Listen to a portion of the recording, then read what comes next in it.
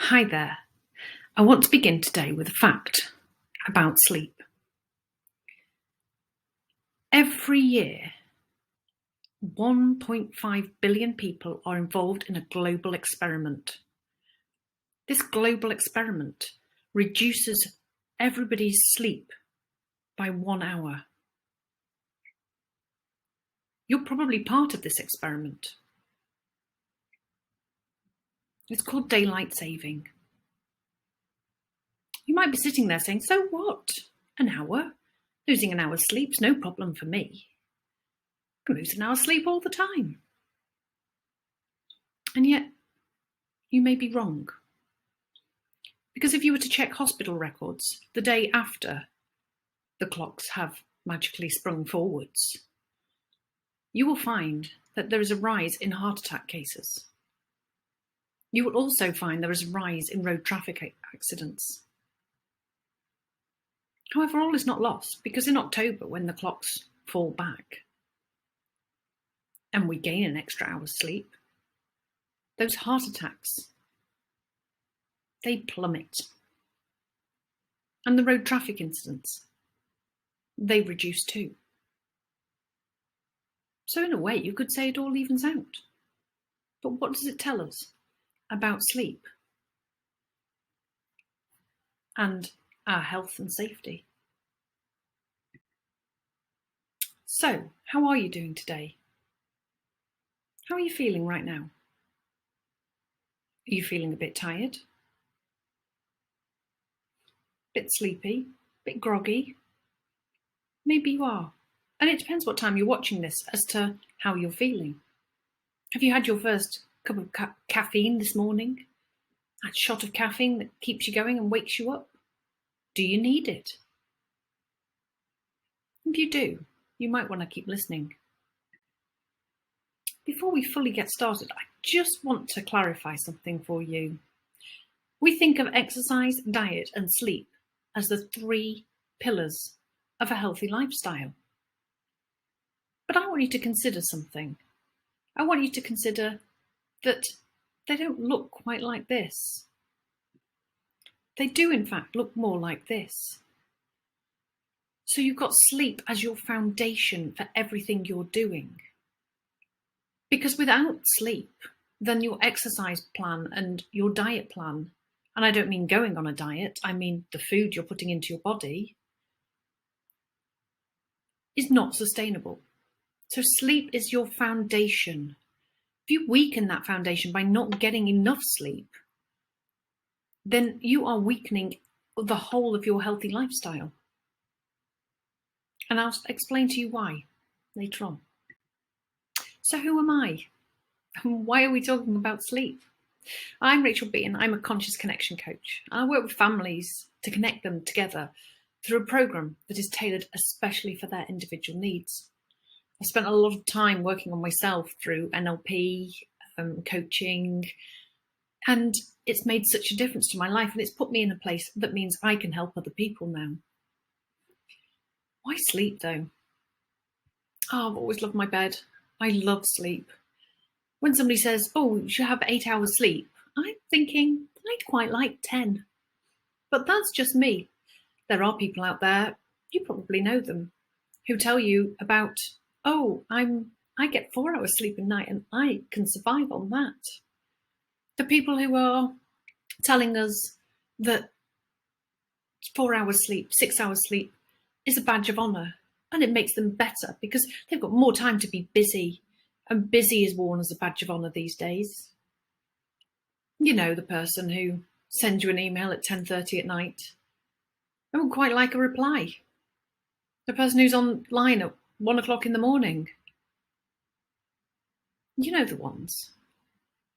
Ones who make you go, oh, should I be doing that? Well, that's for you to decide after you've listened to what I've got to say about sleep. How did all this come about though? Well, I used to work for a charity and I'd go into schools and I would be supporting young people. And one of the things that always came about with the talks was these young people were really struggling with sleep, whether they were struggling to get to sleep, stay asleep, or understand why sleep was important to them. And we didn't really have any resources at the time to explain to them why sleep was so important. So it got me thinking, sleep is so important. And I started researching it and looking into it to find out more and more I could about sleep and find out ways to help them and help them to understand. Because we're not educating on it at school, we're not educated on it. So we don't necessarily know all the really important parts of sleep. But some of these young people would be talking to me and they'd be saying, oh yeah, I play on my PlayStation till maybe 2 a.m. And then I get up at 6 and I go to school. They've had 4 hours sleep. And we'll find out in a moment how much sleep they should be having. And in those 4 hours sleep, they're then going to school and hoping to learn and hoping that they've remembered the stuff from yesterday, which again, we will come to in a moment, because the chances are they're not remembering yesterday's learning because they haven't let it set into their long-term memory. But again, we'll talk about that shortly. So sleep became something that I started to feel really passionate about, and passionate about sharing the message so people really understood what sleep was all about. A few questions for you here to decide whether or not you're happy with your sleep. Now, you can score this as we go through it. 0 means rarely, 1 sometimes, and 2 points for always. So the first question I want you to ask yourself is, are you satisfied with your sleep? So rarely is 0, sometimes is 1, and always is 2. Do you stay awake all day without dozing? Rarely 0, sometimes 1, always 2. Are you asleep between 2 a.m. and 4 a.m? Rarely, sometimes, or always. Do you spend less than 30 minutes awake at night? So this includes the time it takes to fall asleep and awakening from sleep. Rarely, sometimes, or always. And do you give yourself 8 hours of sleep opportunity per 24 hours? Rarely, sometimes, or always. Now add up your total scores. If you're really satisfied with your sleep and everything's going really well, the chances are you've scored 10. If you're not quite so satisfied and you're not convinced to give yourself 8 hours of sleep opportunity a night, as an adult, you'll find out it's more as a child, then give yourself the honest score. What are you scoring? Anything below 5, this is exactly where you need to be, listening right now. 5 to 8, yeah, I think there's a few things that you could learn. If you're scoring a 10, good on you. You're already there. But stay tuned anyway, you might find out something interesting. So, sleep opportunity at night for different age groups. Now, we call it sleep opportunity because there is nothing worse than lying in bed and thinking, I must be asleep for 8 hours. Who can get to sleep when they feel they must be asleep for 8 hours? I know I can't. It's very stressful. I must be asleep for 8 hours. How am I going to get to sleep? Whereas if you give yourself 8 hours of sleep opportunity with the hope of sleeping 7.5, well, that's really good and very healthy and it feels okay. So we're definitely talking about sleep opportunity. Now, when we talk about this, and I'm going to just go through the ages with you and the hours of sleep, which you can see right there in front of you.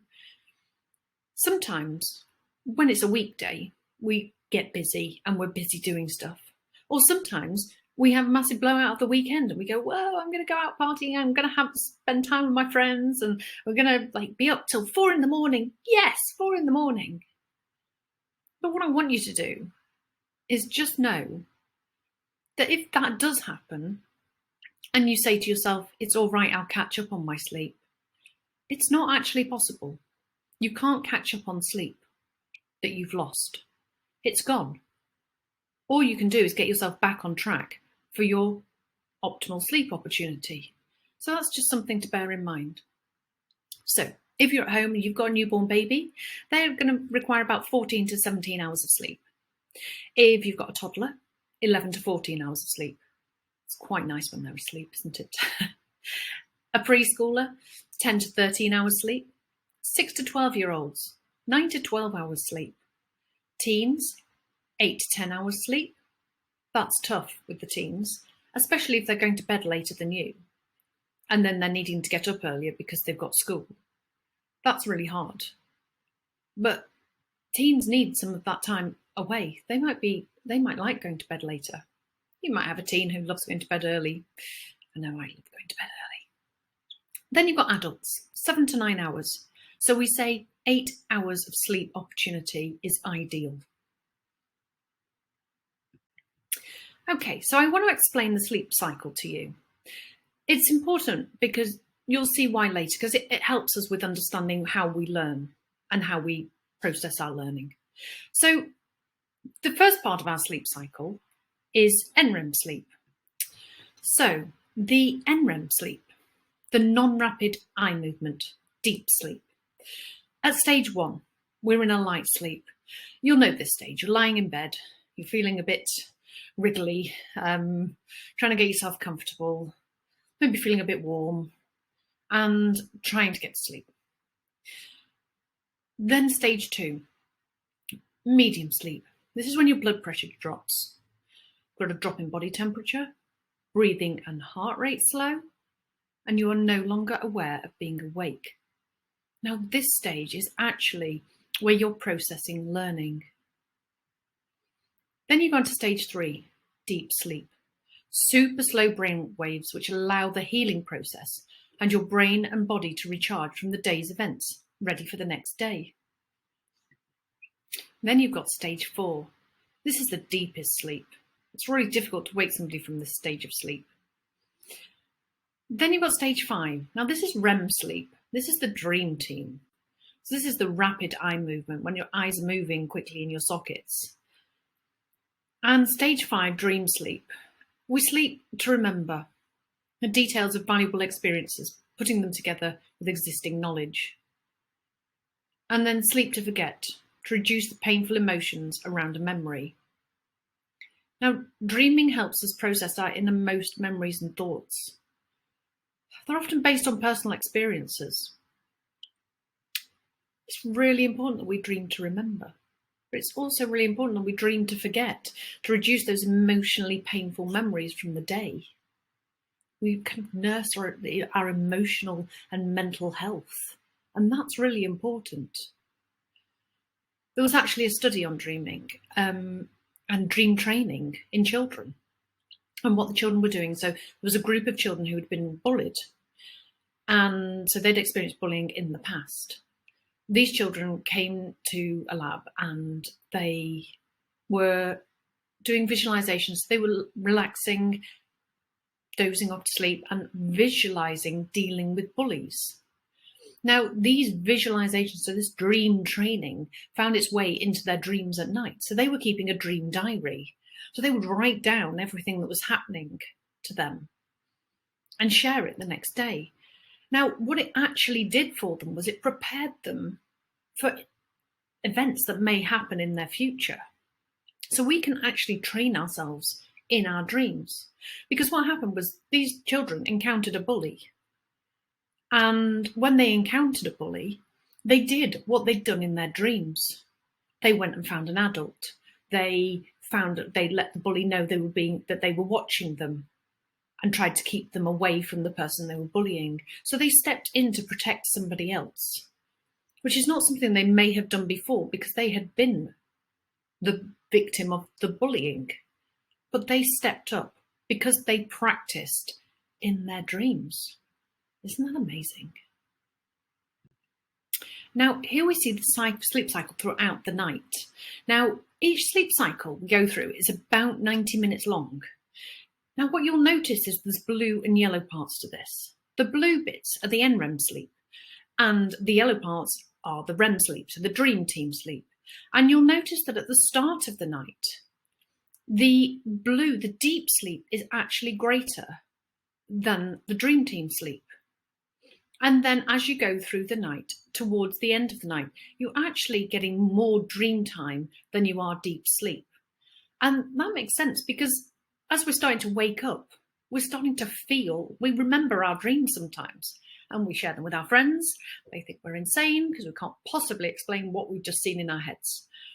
So it's really interesting. And there was a study to find out which part of the sleep was most important. Now, it's been found that all sleep is important, but for remembering and learning, they did a study and they let half the people sleep early in the evening and half people sleep in the morning, so the latter part of the night. And what they found was those that were in the NREM sleep part of the night, the early part of the night, they actually remembered a lot more information from the day than those in the dream sleep. So if you're going to bed late in the evening, the chances are you're missing out on consolidating all that learning, which we're going to talk about in a minute. So you're losing all those memories, all that learning that you've got from the day. You're not able to store it in your long-term memory if you go to bed really late. So you want to be in bed early, and ideally you want to be in bed all night so you can get all the goodness from the sleep. But for remembering, you definitely need to be in bed that little bit earlier. Sleep to forget. You'll feel better after a good night's sleep. We've all heard this. We've all heard this said. It's been said to us. We've probably said it to somebody else. And it's actually true. There was a study where a group of people were shown emotional images. Now, group A said they saw the images first thing in the morning and again in the evening, with nothing but their day in between. The other group saw them last thing in the evening before they went to sleep, and then first thing again the next morning. Now, interestingly, what happened was the group that had seen them last thing in the evening and then had a sleep and then seen them again in the morning had a lower emotional response to them the next day after they'd been able to process it in their sleep.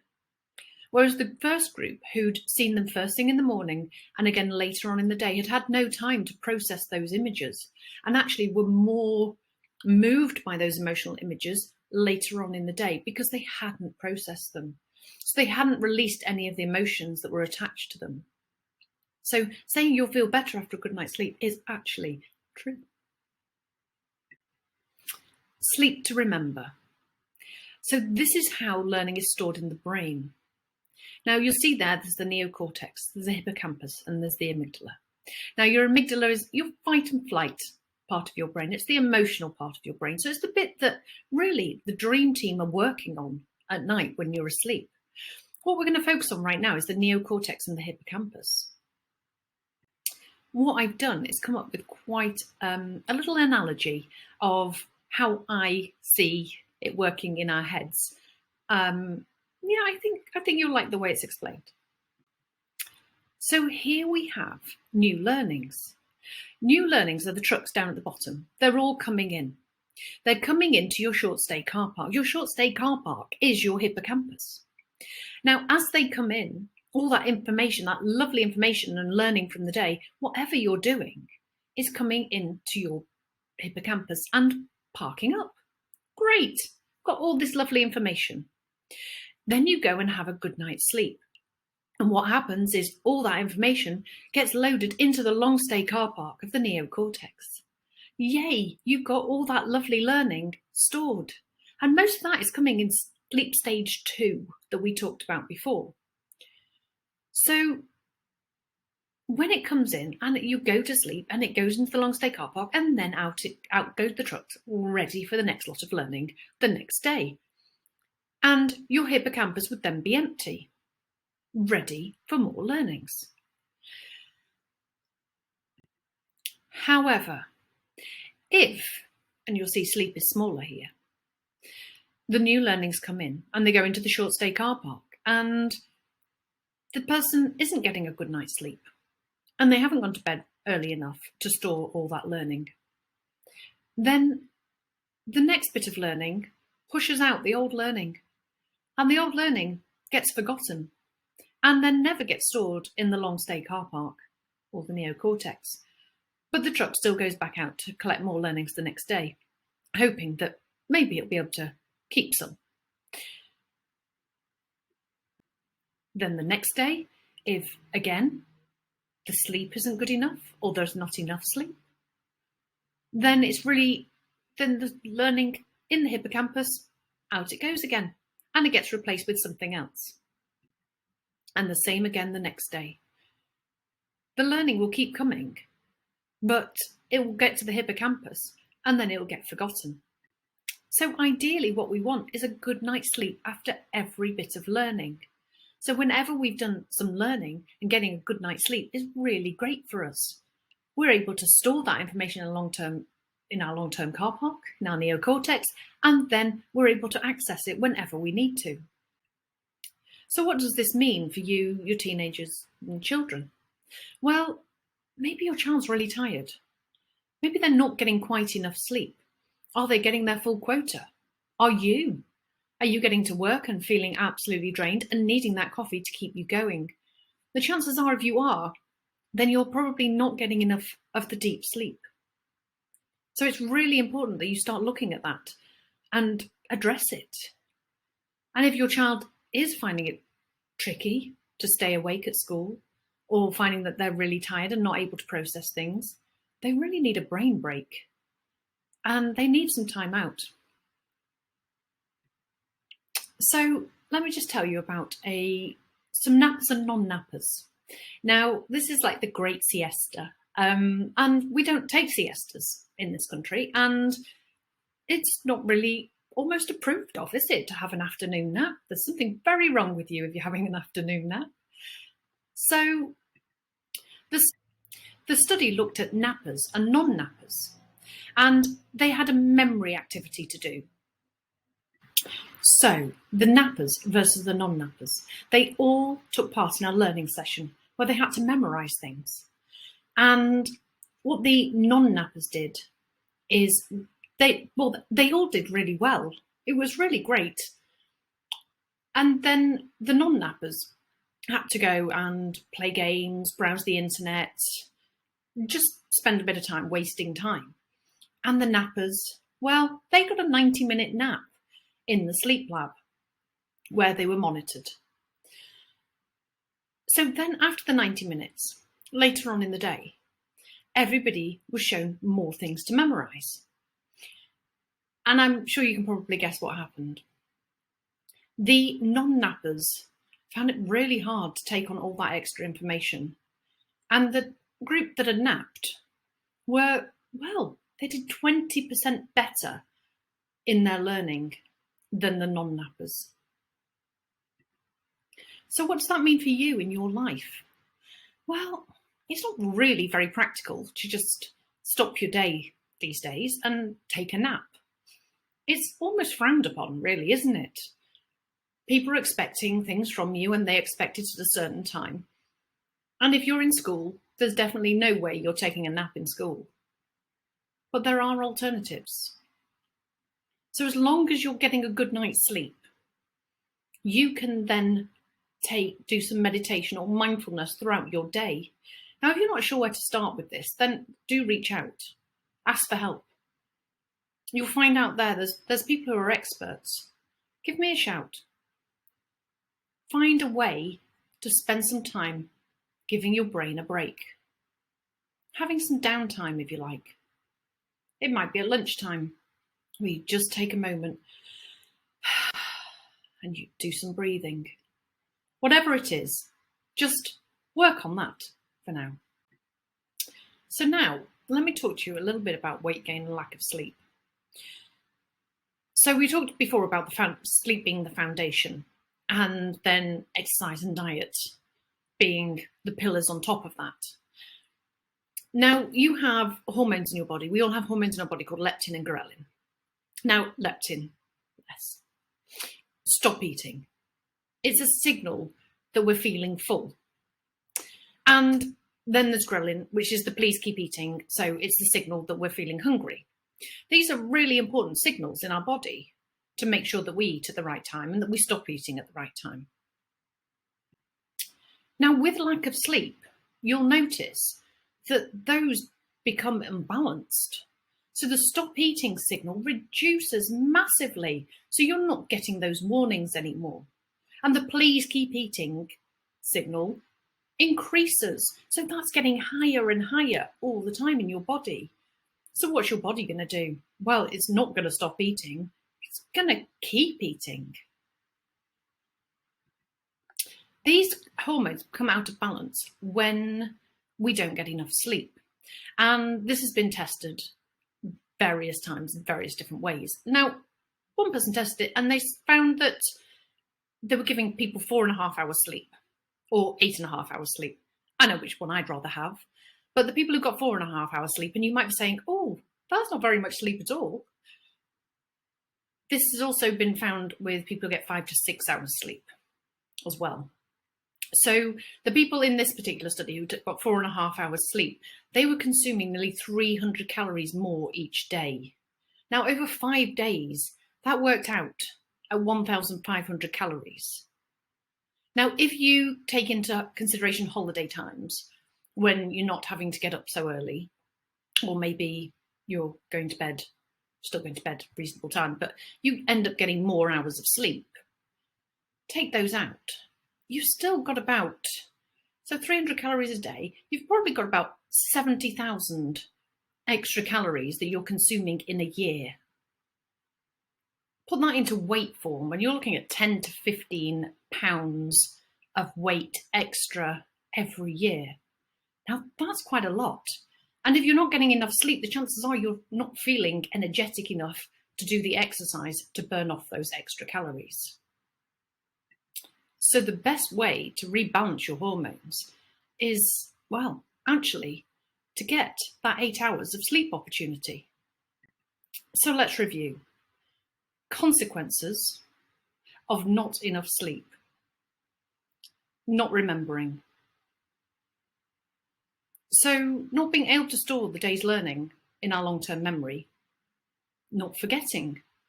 Not being able to dissolve the emotional drivers. Reducing ability to problem solve, reason, organise and plan. Basic visual and motor skill deterioration. Momentary lapse in concentration.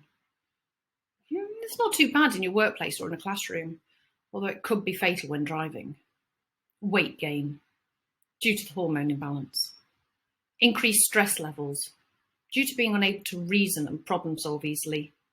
Inability to regulate one's emotions. But we can have a better bedtime. We just need to maybe plan it a little bit. I do remember asking a grown man one time, so what time's your bedtime? And he looked at me like I was crazy. Now, I'll be honest, I kind of have a bedtime. I have a time that I like to start getting into my routine, ready to get into bed, so that I can get my 8 hours of sleep opportunity. There's a few things that are really important. The room temperature is really important. So your bedroom temperature should actually be ideally around 18.3 degrees Celsius. That's the perfect temperature to sleep in.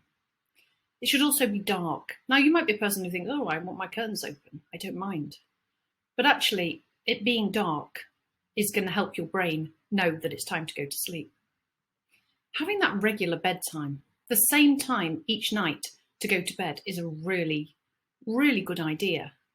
Even kind of sticking to it around the weekends is also a good idea. But you might feel like you deserve a treat of staying up a bit late. But maybe you won't after this. Now, taking a bath or a shower, you might think, well, that's going to increase my body temperature. But actually what it does is it cools, when you get out of the bath, it reduces your body temperature quite quickly. So it gets you into like sleep stage 2 even quicker with that reduced body temperature. Now we get on to the things that maybe you shouldn't be doing just before you go to bed.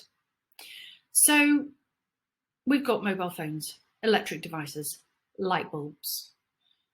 Now I'm sitting here right in front of a daylight bulb. It's fine. It's daylight outside. My brain's okay with that. If this was nighttime, that bulb is really messing with my mind. because it's telling me it's daytime and you can't possibly go to sleep yet. We need about 2 hours from our devices to our bed. So what time do you put your devices down? Is your book on your device? That blue light is really holding you back from going to sleep and drifting off easily. The next one is exercise.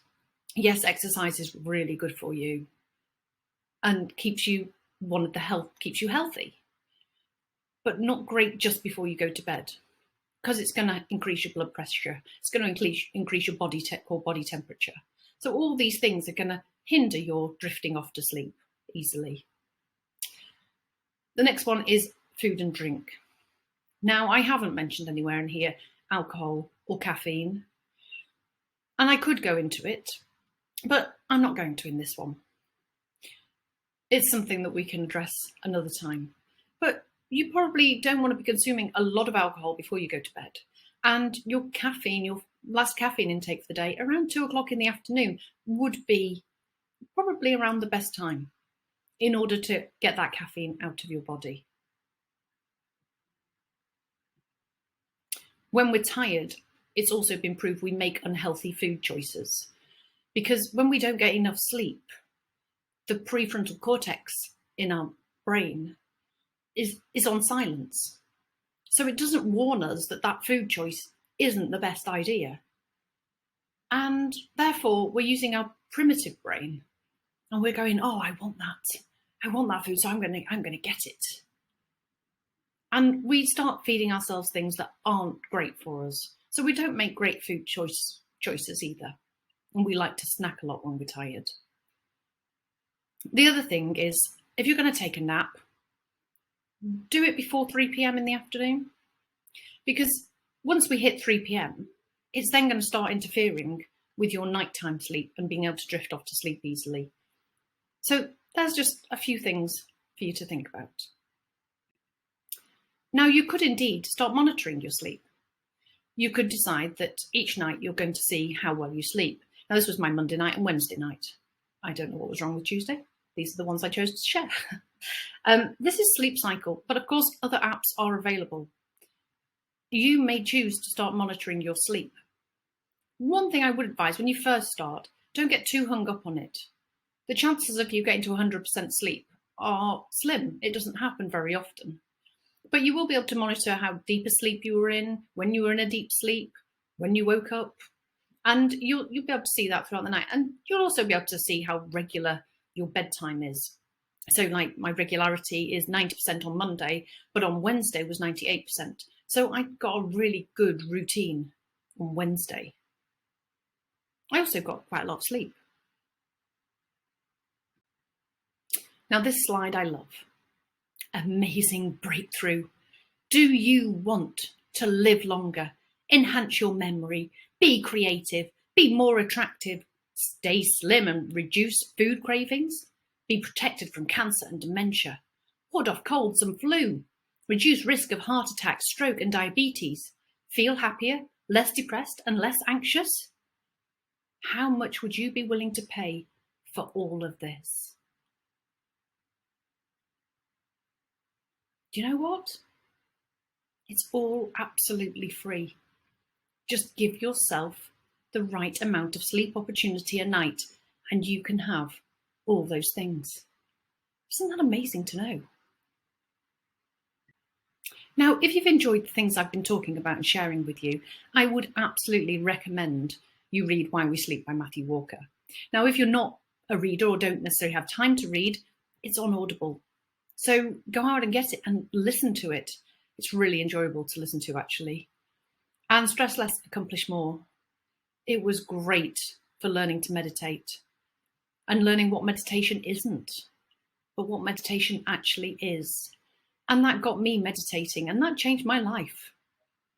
So I would absolutely recommend these books, both of them on Audible and both of them also in book form.